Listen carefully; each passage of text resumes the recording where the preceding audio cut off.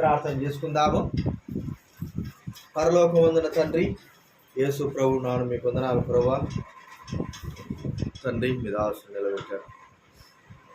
దైవవాక్యం ద్వారా మాతోనూ తనతో మాట్లాడి మీ సన్నిధించవలసిన చేస్తుంటున్నా. రావాల్సిన వారందరూ కూడా తీసుకురండి, కనికరించండి. మీ చిత్తానికి అప్పచెప్పుకుంటూ మహిమ ఘనత ప్రభావాలు చూపిస్తూ దేవుని వాక్యం ద్వారా మాట కరెక్ట్ మైక్ మీకు స్వాగతించుకోవచ్చు. యేసు నామమున ప్రార్థించి వేడుచున్నాము తండ్రి.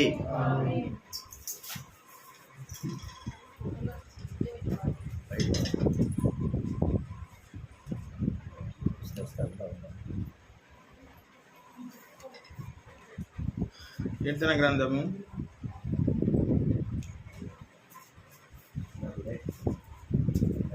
34వ నుంచి 34వ అధ్యాయంలో కొన్ని వచనాలు.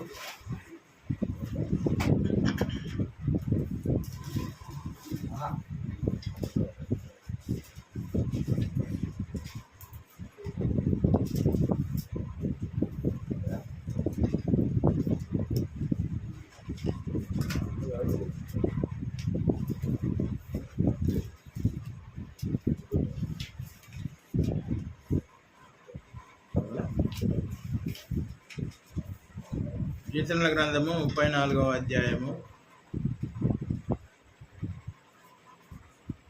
1వ వచనం నుంచి 12 వచనాల వరకు చూసుకుంటాం.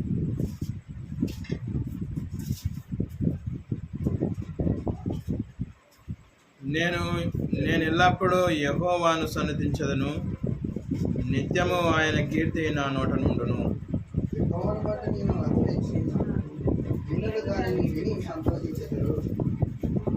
నాతో కూడి యెహోవాను గణపరచుడి, మనము ఏకముగా కూడి ఆయన నామమును గొప్ప చేద్దాము.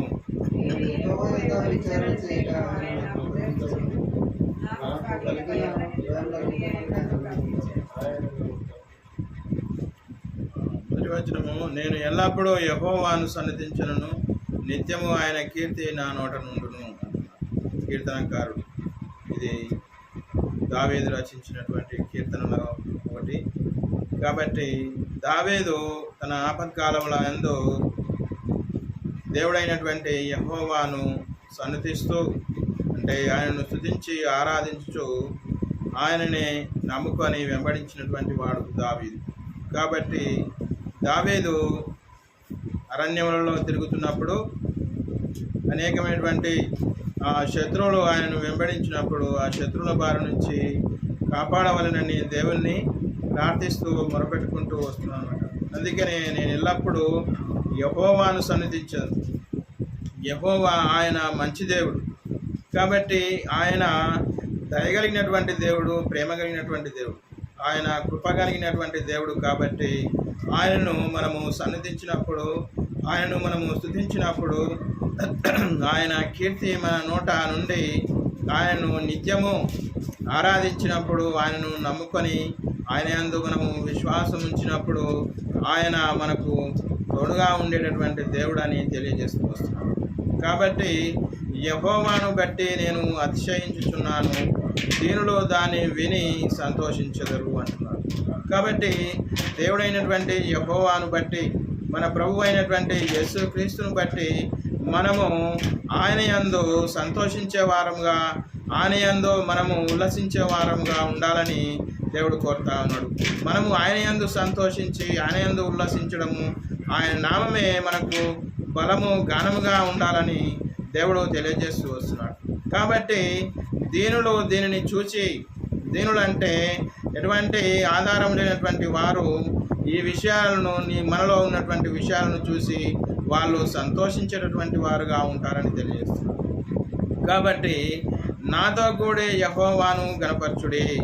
కాబట్టి మనము ఆయనను, దేవుడైనటువంటి యెహోవాను, మన ప్రభు అయినటువంటి, మన రక్షకుడైనటువంటి యేసుక్రీస్తు ప్రభు నామమును స్మరిస్తూ ఆయనను గణపరుస్తూ ఆయనకు అర్పించుకునేటువంటి వారంగా ఉండాలని దేవుడు కోరుతూ వస్తున్నాడు. కాబట్టి మనము ఏకముగా కూడి ఆయన నామమును గొప్ప చేద్దాం. నేను యెహోవా యొద్ద విచారణ చేయగా ఆయన నాకు ఉత్తరం ఇచ్చెను. కాబట్టి దావీదు ఆయన ఆపద కాలంలో ఉన్నప్పుడు, ఆయనను శత్రువు వెంబడించినప్పుడు ఆయన విచారణ చేస్తూ వచ్చినాడు అనమాట. కాబట్టి ఆయన విచారణ చేసినప్పుడు వెంటనే దేవుడు ఆయనకు సహాయం చేసినట్టుగా చూస్తున్నాం. సౌలు రాజుతో కలిసి సౌలు రాజు మీదకి యుద్ధానికి ఫిలిష్తీయులు వెళ్ళినప్పుడు అప్పుడు దావీదు ఫిలిష్తీయుల రాజు దగ్గర అతడు శరణు ఉండి ఫిలిష్తీయుల రాజు దగ్గర అతడు ఆశ్రయం పొంది ఉన్నప్పుడు అప్పుడు ఫిలిష్తీయులు కూడా దావీదును యుద్ధానికి రావాలని కోరుతారనమాట. కోరినప్పుడు ఆయన వెళ్ళినప్పుడు ఎందుకంటే ఇశ్రాయేలు రాజుకు వ్యతిరేకంగా యుద్ధం చేయడానికి దావీదు ఫిలిష్తీయులతో పాటు వెళ్తా ఉన్నాడు. కాబట్టి ఆ విషయాన్ని బట్టి దేవుడు అతనిని హెచ్చరిస్తూ వస్తున్నాడు.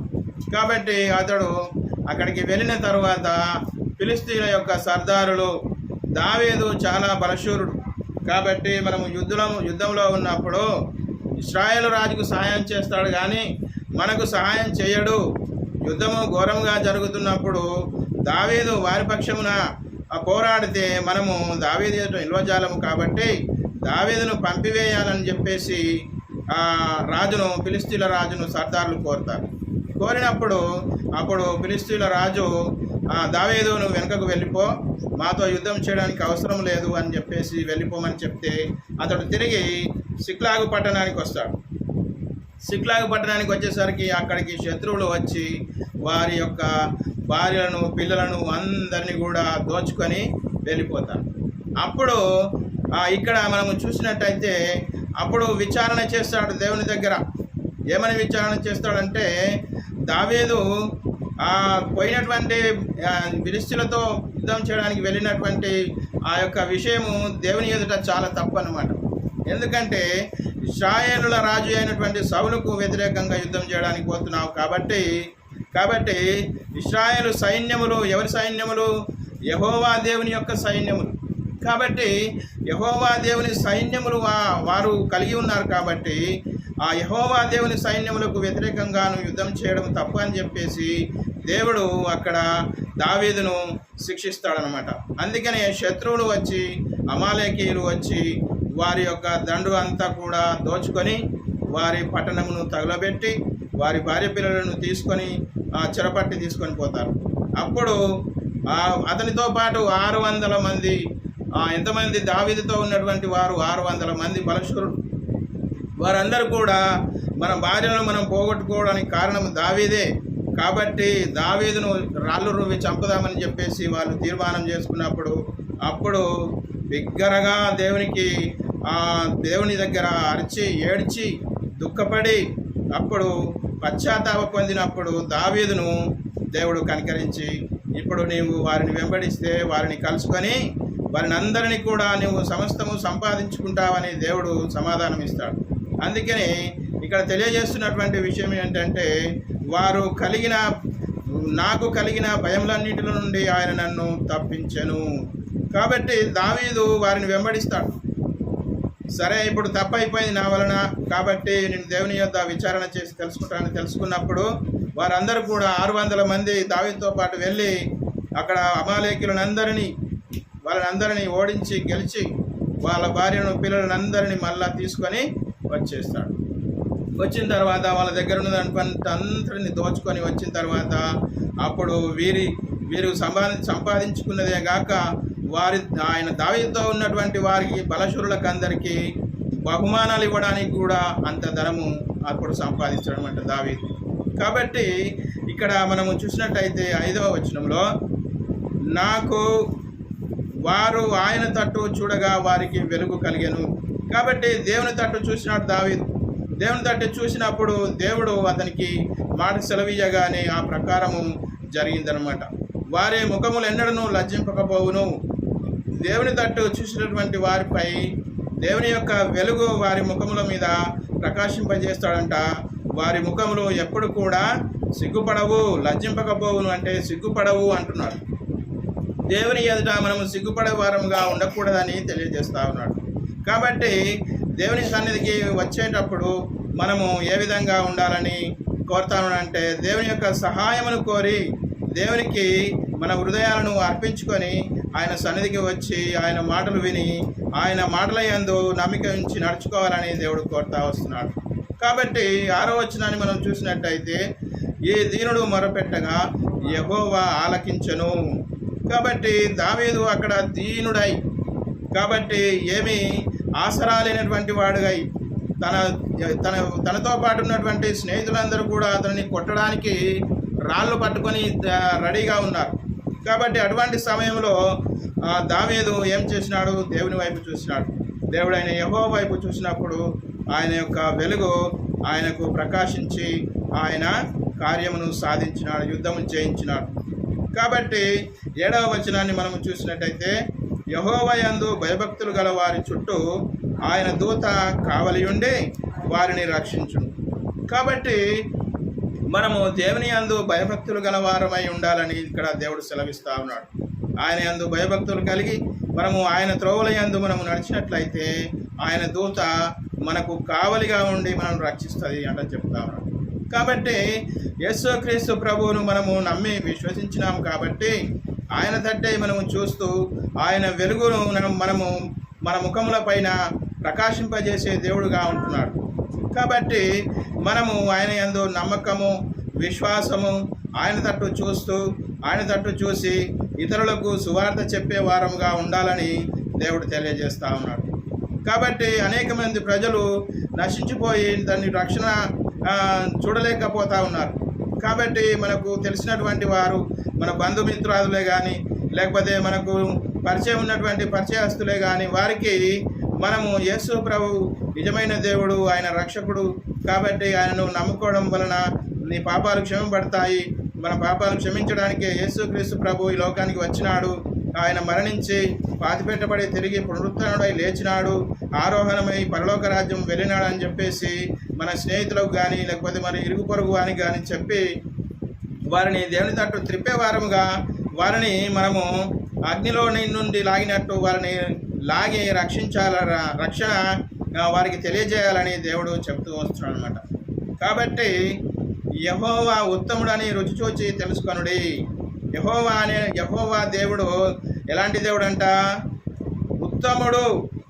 ఆయన తప్ప ఇంకా వేరే దేవుడు ఎవరునూ లేరనమాట. కాబట్టి అన్ని నామముల కంటే ఇప్పుడు మనం పాట పాడుకున్నటువంటి దానిలో కూడా యేసుక్రీస్తు ప్రభు యొక్క నామము అన్ని నామముల కంటే పైన ఉండేటటువంటి నామం. అన్ని నామాలు కూడా ఆ నామం కిందనే ఉండిపోతున్నాయి అన్నమాట. కాబట్టి ఆయనను మనము రుచి చూచి తెలుసుకొని ఆయనను ఆశ్రయించు నరుడు ధన్యుడు.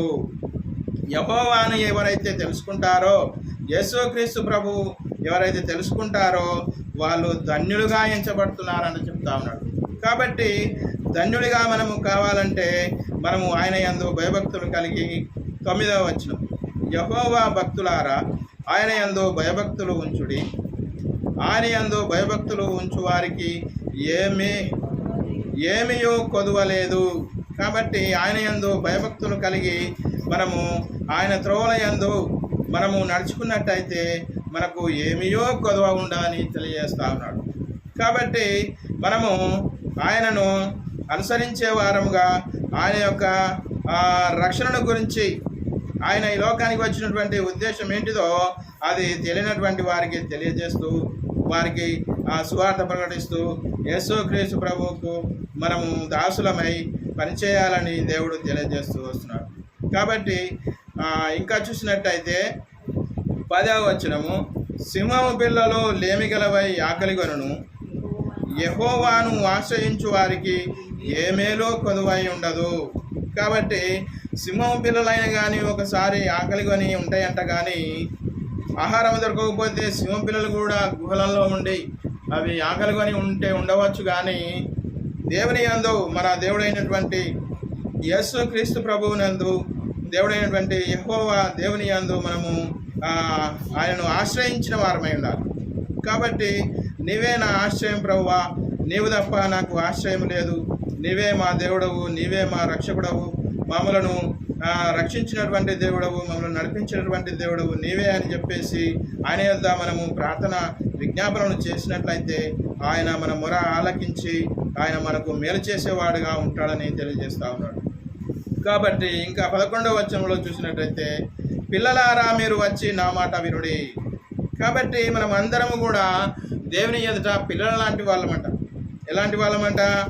పిల్లల లాంటి వాళ్ళము. పిల్లలారా అంటున్నాడు. కాబట్టి మనము ఎంత పెద్దవారమైనప్పటికీ కూడా దేవునికి మనం పిల్లల లాంటి వారము అని చెప్తా ఉన్నాడు. కాబట్టి పిల్లలారా మీరు వచ్చి నా మాట వినుడి. మనము చిన్నపిల్లలను చూసే పిల్లలని అనుకుంటాం, కానీ దేవునికి అయితే మనం అంతా కూడా పిల్లలంటారు. కాబట్టి యేసుక్రీస్తు ప్రభువు కూడా నా పిల్లలారా అని తన శిష్యులను పిలుస్తాడనమాట. కాబట్టి వారు సముద్రంలో యేసుక్రీస్తు ప్రభు చనిపోయిన తర్వాత సముద్రంలో వారు పేతురు, యోహానులు వాళ్ళందరూ కూడా వెళ్ళి సముద్రంలో వలలు వేసి చేపలు పడతా ఉంటే, పిల్లలారా మీ యొక్క ఆహారము ఏమైనా ఉన్నదా తినడానికి అని చెప్తాడు. కాబట్టి యేసుక్రీస్తు ప్రభువు కంటే కూడా పేతురు వయసులో చాలా పెద్దవాడు.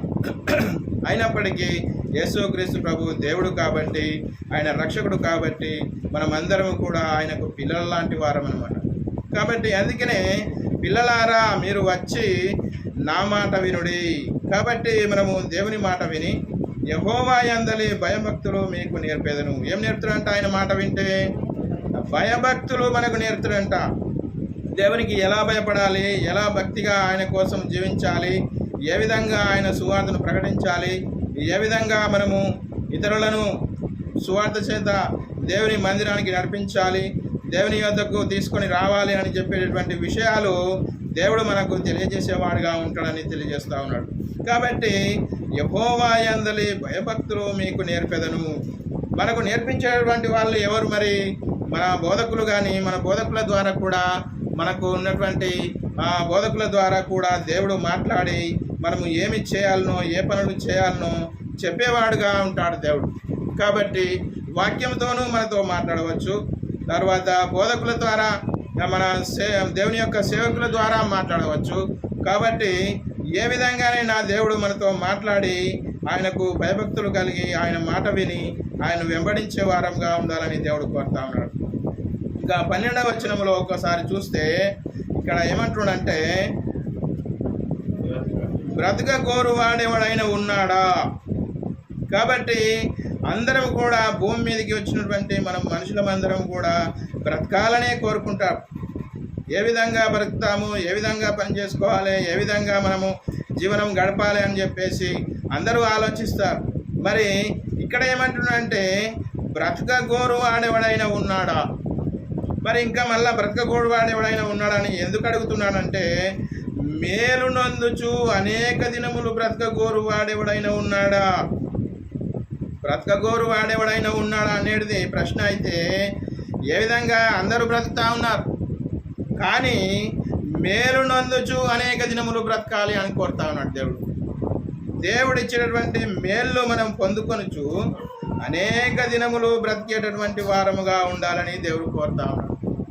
కాబట్టి దేవుడిచ్చేటటువంటి మేళ్ళ గురించి మనము ఆయన యొద్ద విజ్ఞాపన చేసేవారంగా, ఆయన యొద్ద మనం ప్రార్థన చేసేవారంగా, అనేకమైనటువంటి నశించిపోతున్నటువంటి ప్రజల విషయమై వాళ్ళకు సువార్త ప్రకటించే విషయంలో మనము ఎవరికి సువార్త చెప్పాలి, ఎలా చెప్పాలి, నాకు ఒక ఇద్దరినన్నా ఒకరినన్నా నాకు చూపించు ప్రభువా, ఈరోజు మరి చూపిస్తే నేను వారికి నీ గురించి సువార్తను చెప్తాను ప్రభువా అని చెప్పేసి మనము దేవుని యొద్ద ప్రార్థన చేసినట్టయితే దేవుడు మనకు తప్పక ఎవరినన్నా ఒకరిని చూపిస్తాడనమాట. వారికి మనము సువార్త చెప్పేవారంగా ఉండాలి.